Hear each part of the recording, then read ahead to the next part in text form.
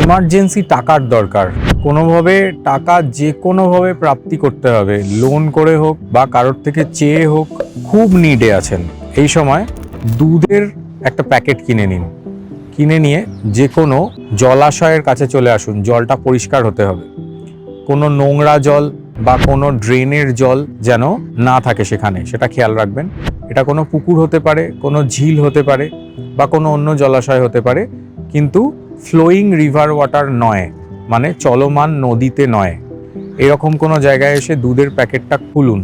খুলে নিজের ডান হাতের মিড পোর্শন মানে পামে দুধটাকে ফেলুন এবং সেটা আপনার হাত বয়ে জলে পড়ে যাবে। এই কাজটা দিনের বেলা করুন। এমার্জেন্সি মানি কোনো না কোনো জায়গা থেকে চলে আসবে।